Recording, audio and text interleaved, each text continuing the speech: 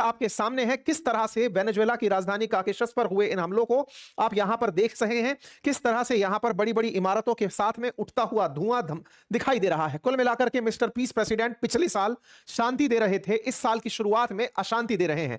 Mister piece president FIFA से प्राप्त शांति पुरस्कार से शायद खुश नहीं हुए, क्योंकि शायद नोबेल शांति पुरस्कार कमेटी ने यह पहचान लिया था कि ट्रंप की असल फितरत युद्ध रुकवाना नहीं, युद्ध करना ही होगी।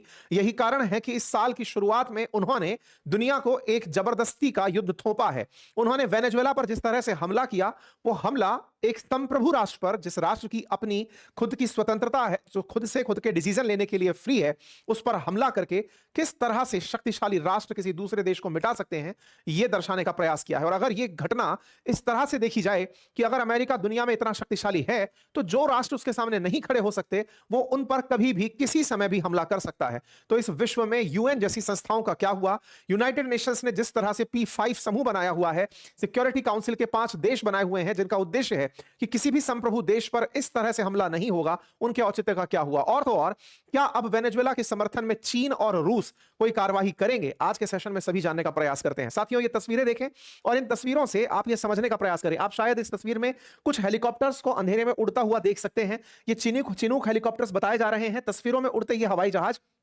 बहुत ही नीचे से उड़ते हुए दिखाई दिए। और यह घटना कब हुई? जिस समय आप इस सेशन को सुन रहे हैं, मतलब इंडियन टाइम में अगर आप इसे इवनिंग में सुन रहे हैं, वेनेजुएला हमसे 9-10 घंटे पीछे चल रहा है। मतलब अपने यहां पर अगर इस समय इवनिंग हो रही है, तो उनके यहां भोर हो रही है, सुबह का समय चल रहा होगा। ठीक है, तो ये अपने हिसाब से जब आप और हम दोपहर 12 से 1 बजे में रहे होंगे, ये उस समय उनके यहां हुए हमले हैं। लगभग 2 बजे के आसपास रात्रि में हुए हमले हैं वेनेजुएला के अंदर। तो आपसे, मतलब आप जिस खबर को जिस समय सुन रहे हैं, इससे 2 घंटे पहले ही यहां पर हमले होकर चुके हैं। तो समय के हिसाब से इस बात को देखिएगा। ये वेनेजुएला है, जिसके बारे में शायद आप जानते हैं, अब तक इतनी बार चूंकि जिक्र हो चुका है। दक्षिण अमेरिका के अंदर स्थित एक देश, जिसके पास दुनिया का सबसे अधिक ज्ञात तेल भंडार है। इस ज्ञात तेल भंडार, सऊदी अरब से भी ज्यादा, विश्व का सबसे ज्यादा तेल जिस देश के पास है, वो वेनेजुएला है। वेनेजुएला अमेरिकी कंपनियों को अपने यहां नहीं रहने दिया था। यह खुन्नस थी अमेरिकी कंपनियों की। इसी के चलते ट्रंप को उन्होंने इलेक्शन में फाइनेंस किया था। यही कारण था कि उन्हीं तेल कंपनियों ने भारत का रूस से तेल खरीदवाना प्रतिबंधित किया था, ताकि भारत अमेरिका से तेल खरीद सके। और वो अमेरिकी कंपनियां जो ऑयल रिफाइन करती हैं, वो ट्रंप को फाइनेंस की थी, ताकि वो जब राष्ट्रपति बने तो वेनेजुएला से हुई जो उनकी बेइज्जती है, उसका बदला ले सकें। आज वेनेजुएला पर हमला होता है और यहां के राष्ट्रपति के बारे में सूचनाएं दी जा रही हैं। अभी तक पुख्ता जानकारी वेनेजुएला की तरफ से ऑफिशियल स्टेटमेंट नहीं आया है। ट्रंप की बातें हैं कि यहां से राष्ट्रपति गायब कर दिए गए हैं। कहां गए, कौन ले गया, ये सब बातें चर्चा का विषय है। यहां की राजधानी काराकस पर यह हमला हुआ। ट्रंप के द्वारा यह हमला शुरुआत में अनाउंस ही नहीं किया गया। अक्सर ट्रंप जब हमले होते हैं, उस समय एक जानकारी देते हैं कि हां, हमने ऐसा कर दिया है। लंबे समय तक कोई इंफॉर्मेशन नहीं थी। इधर उधर से मीडिया कवरेज आना शुरू हो रहा था कि वेनेजुएला की कैपिटल जो है, यहां पर एक्सप्लोजन्स हो रहे हैं। जिस निकोलस मादुरो यहां के राष्ट्रपति हैं, जो कि हुगो चावेज को उत्तराधिकारी, मतलब हुगो चावेज के उत्तराधिकारी के रूप में सोशलिस्ट पॉलिसीज को वेनेजुएला में लेकर चल रहे हैं। वेनेजुएला ऑयल संपन्न राष्ट्र होकर के भी अत्यधिक महंगाई और गरीबी से जूझ रहा है, क्योंकि इन्होंने सरकारी नीतियां ऐसी अपनाई थी जिसमें जनता को सब मुफ्त देने की योजना थी, चाहे वो एक एजुकेशन, चिकित्सा, वाटर, तमाम प्रकार की सुविधाएं। और ऐसे में इन्होंने सरकारी खजाने खूब लुटाए। जो तेल निकालने और रिफाइन करने वाली कंपनियां थी, उन्हें सरकारी बना दिया। प्राइवेट कंपनियों को पूरी तरह सरकार के अंडर में ले लिया। बड़ी बड़ी तेल कंपनियां जो मुनाफे में रहना चाहती थी या मुनाफे में रह रही थी, वो सरकारी की नीतियों के चलते बंद हो गई।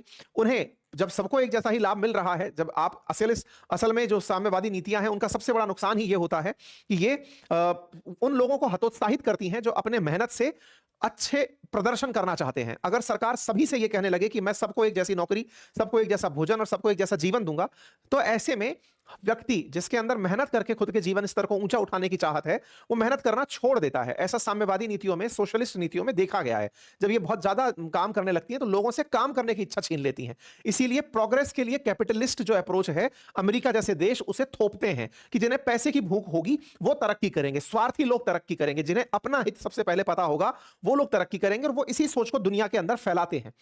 वेनेजुएला का फेल हो जाना अब आने वाले समय में ये चर्चा का विषय बनेगा कि अगर ये देश सऊदी की तरह तेल निकालने में अमेरिका की मदद पहले ले लिया होता, या फिर ये देश इतना डेवलपमेंट कर मतलब इतना तेल होते हुए भी अगर ये अपने यहां प्राइवेट कंपनीज को डेवलप होने दिया होता, तो शायद ये सऊदी से भी ज्यादा पावरफुल, क्योंकि इसके पास इतना तेल है, सऊदी से भी ज्यादा तेल है, विश्व का सबसे ज्यादा ज्ञात तेल भंडार है, तो ये निश्चित ही एक बहुत बड़ी अर्थव्यवस्था होता। लेकिन यहां की सरकार की नीति और यहां की जनता को जो मुफ्त में मुफ्तखोरी पसंद आई, उसके चलते आज देश ने रातों रात खुद पर होता हमला देखा। 4 बड़े शहरों को निशाना बनाया गया, जिसमें काराकश के अलावा मिरांडा, अरागुआ और ग्वायरा शामिल हैं। यहां पर 7 हवाई हमले हुए। तस्वीरों में अगर आप हमले देखें तो आप उन हमलों की इंटेंसिटी से अंदाजा लगा सकते हैं कि ये कितने भीषण रहे होंगे।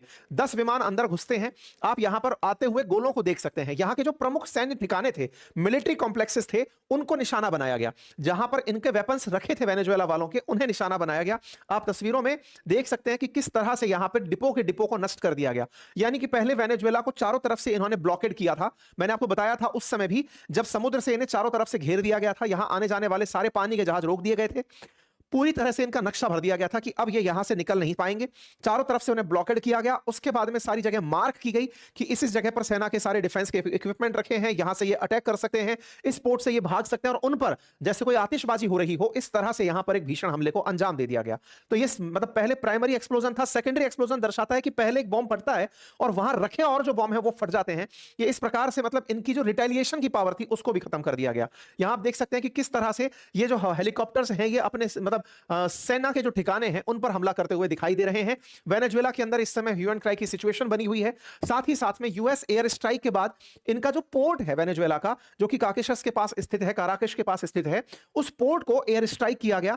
पोर्ट को इस तरह से कि पानी के रास्ते भी तुम कहां भाग के निकलोगे। पोर्ट प्यूर्टो दे ला गुआरा, जो कि काराकस का पोर्ट है, उस पर इन्होंने हमला किया। कुल मिलाकर के पहले समुद्र से कैरेबियन सी को इन्होंने बंद किया, एयर स्पेस को पूरी तरह लॉक किया, हवाई जहाज और मतलब यहां पानी के जहाज चारों तरफ खड़े किए ताकि कोई बाहर ना निकल पाए। जितने भी पानी के जहाज यहां निकल रहे थे उन्हें एक एक करके टारगेट करना शुरू किया हुआ था। उसके बाद में इनके पोर्ट को हमला करना शुरू किया। अब आपके सामने स्थिति है कि कोई ऑप्शन नहीं बचा। ऑप्शन नहीं बचा तो आप हालात देख सकते हैं ला गुएरा के ऊपर इस तरह से पूरी तरह खंड भंड हो गया है। ये पूरा पोर्ट खत्म कर दिया है, पूरा एरिया पूरी तरह आग के हवाले हो गया है और यहां से निकलने वाली तमाम फ्लाइट्स बंद कर दी गई हैं। शुरुआत में जब यहां पर लॉकहीड मार्टिन का हरक्यूलस उड़ना शुरू हुआ था, उस समय यह समझ में आ गया था कि हो सकता है कि यहां निकोलस मादुरो के ऊपर संकट आ चुका है। अमेरिका ने अपने फाइटर जेट्स के सारे ट्रांसपोंडर्स बंद करवा के उन्हें हमले के लिए भेजा था ताकि वो फ्लाइट रडार पर कैप्चर ना किए जा सके। फ्लाइट रडार पर हुए इन हमलों को किसी ने मॉनिटर नहीं किया, क्योंकि हवाई जहाज उड़ तो रहे थे लेकिन किसी भी रडार में नहीं थे, क्योंकि ट्रांसपोंडर्स बंद थे। क्या इस पर दुनिया की कोई प्रतिक्रिया आई? जब तक मैं आपके सामने ये सेशन लेकर आया हूं, अभी शुरुआती प्रतिक्रिया इनके एक पड़ोसी देश कोलंबिया की आई है, वेनेजुएला के पड़ोसी देश। वो इसे संप्रभुता के ऊपर हमला बता रहे हैं और वो यूएन से आह्वान कर रहे हैं कि इस पर अर्जेंट बैठक बुलाई जाए। ऐसे कोई देश दूसरे देश पर कैसे हमला कर सकता है? ऐसे ही कैरिबियन कंट्री क्यूबा है, उसकी तरफ से भी इसे संप्रभुता पर हमला बताया गया। इन देशों के आपसी जो व्हाट्सएप ग्रुप्स हैं उसमें डिस्कशन चल रहा है कि यहां के जो पैलेसेस हैं उन पर हमला कर दिया गया है, प्राइवेट एयरपोर्ट पर हमला कर दिया गया है। सारे के सारे अपडेट अब लोकल लेवल पर चल रहे हैं। वेनेजुएला की सड़कों पर अब टैंक चलते हुए दिखाई पड़ रहे हैं और जनता शहर छोड़कर जाती हुई दिखाई दे रही है।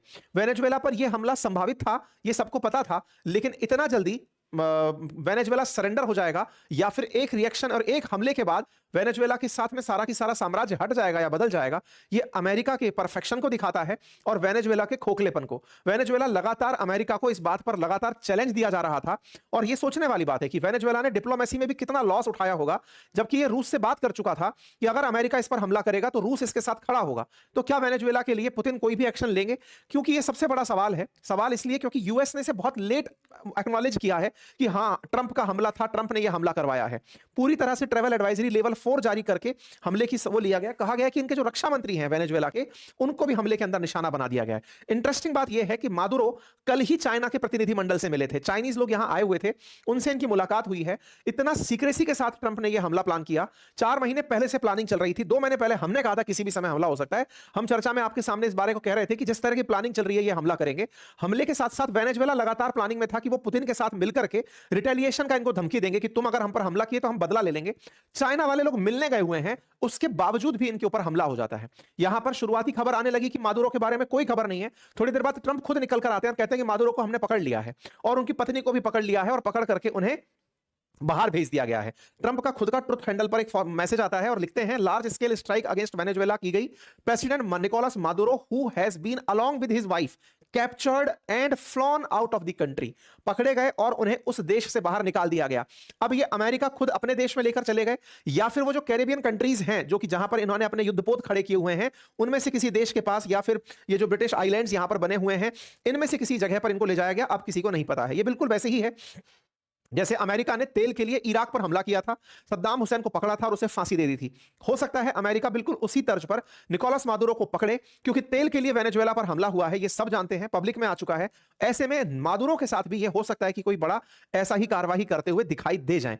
ये घटना अमेरिका के अंदर चर्चा में आ रही थी जब यहां पर पिज्जा डिलीवरीज के नंबर बढ़ने लगते हैं। असल में अमेरिका का रक्षा मंत्रालय पेंटागन, यहां पर एक बड़ा ही मीटर चलता है, उस मीटर को पिज्जा मीटर कहते हैं। और इस पिज्जा मीटर में क्या होता है कि लेट नाइट देखा जाता है कि कितना पिज्जा ऑर्डर किया जा रहा है यहां से। जब भी यहां से पिज्जा डिलीवरी, पिज्जा ऑर्डर्स की संख्या बढ़ने लगती है, तो उस समय यह माना जाता है कि यहां पर कुछ बड़े फैसले हो रहे हैं, क्योंकि लेट नाइट टीम काम कर रही है, और जो लेट नाइट काम कर रही है उन्हें खाने के लिए पिज्जा दिया जा रहा है। और यह होता है अमेरिका में, जब भी किसी देश पर हमला किया है उससे पहले इनके पेंटागन में इस तरह से पिज़्ज़ेटो पिज्जा के ऑर्डर्स अचानक बढ़ने लगते हैं। तो कल रात का, मतलब अपन के हिसाब से अगर हम बात करें तो आज दोपहर 1-2 बजे के आसपास का, आप यहां पर देखें तो अचानक पिज्जा सेल के अंदर बहुत ज्यादा वृद्धि 3 बजे सुबह दिखाई देनी शुरू हुई थी।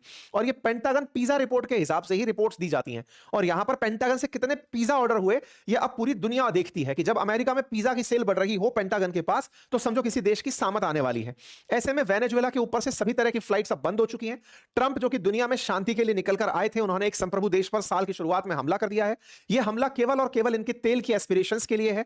दुनिया को वाकई में इससे सबक लेने की आवश्यकता है। दुनिया के तमाम राष्ट्र अगर अभी भी इस तरह के हमलों के साथ में नहीं कोई सबक लिए, तो किसी भी देश की संप्रभुता का कोई मतलब नहीं रह जाएगा।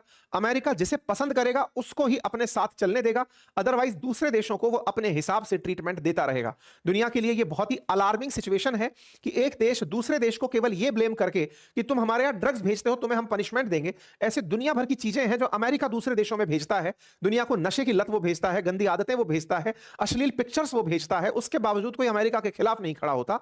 लेकिन दुनिया में किसी भी देश पर उसे दंडनायक की तरह जो निर्णय लेने की शक्ति मिली है, यह उसके शक्तिशाली होने का प्रमाण तो है, लेकिन यह दुनिया में गुंडई का प्रमाण भी है। अक्सर इस तरह से गुंडे भी यही कर रहे होते हैं। तो एक संप्रभु देश के ऊपर हमला करके अमेरिका ने भी दुनिया पर गुंडा राज दिखाने का प्रयास किया है। लेकिन गुंडों की ताकत तब तक ही बनी रहती है जब तक लोग एकजुट नहीं होते। विश्व को आवश्यकता है कि इस हमले का एकजुट होकर खंडन किया जाए। आवश्यकता इस बात की है कि यूएन इसमें अपनी प्रासंगिकता सिद्ध करे। यहां पर निजी स्वार्थ के स्थान पर दुनिया के देशों को, क्योंकि ये आज कोलम वेनेजुएला पर हुआ है, कल को किसी और देश पर इस तरह के हमले हो सकते हैं। अब दुनिया को अगर यह हमले से बचना है तो सबको न्यूक्लियर बॉम्ब की जरूरत पड़ने लगेगी, क्योंकि अमेरिका केवल उन्हीं देशों पर हमला नहीं कर पाता जिनके पास न्यूक्लियर बॉम्ब्स हैं। तो दुनिया अचानक अब न्यूक्लियर बॉम्ब्स की होड़ की तरफ बढ़ने लगेगी। विचारणीय है कि साउथ कोरिया के ऊपर अमेरिका ने एक भी बयान पिछले साल नहीं दिया। कारण था किम जोंग उन के पास उपस्थित न्यूक्लियर बॉम्ब। ट्रंप ने दुनिया भर पर तमाम बयान दिए, सभी के ऊपर उन्होंने टिप्पणी की, सब तरह के ट्रेड टैरिफ सब की बात की। नॉर्थ कोरिया उनके स्टेटमेंट से ही गायब था, क्योंकि उन्हें पता था कि अगर मेरे सनक के साथ उसकी सनक चल गई तो हमारे साथ दिक्कत खड़ी कर सकता है। चुप मार करके उसे इग्नोर ही कर दिया, जैसे वो वर्ल्ड में एग्जिस्ट ही नहीं करता। बिल्कुल वैसे ही आज ईरान को टारगेट किया जा रहा है जब तक उसके पास न्यूक्लियर बॉम्ब नहीं है। ये सभी विचारणीय तथ्य हैं। और इस तरह से अगर होने लगा तो दुनिया के देशों में न्यूक्लियर बॉम्ब की होड़ मच जाएगी। जो देश खरीद नहीं पाएंगे वो कालाबाजारी करने लगेंगे। पाकिस्तान जैसे देश, भारत जैसे देश के लिए बड़े रोग नेशन बन जाएंगे। ये देश दुनिया के साथ ऐसे समझौते करने लगेंगे जैसे फिलहाल इन्होंने सऊदी के साथ किया। इस तरह से दुनिया के अंदर बहुत अलग विचित्र स्थिति बनकर आ जाएगी। इसे सोचने और समझने की अत्यंत आवश्यकता है।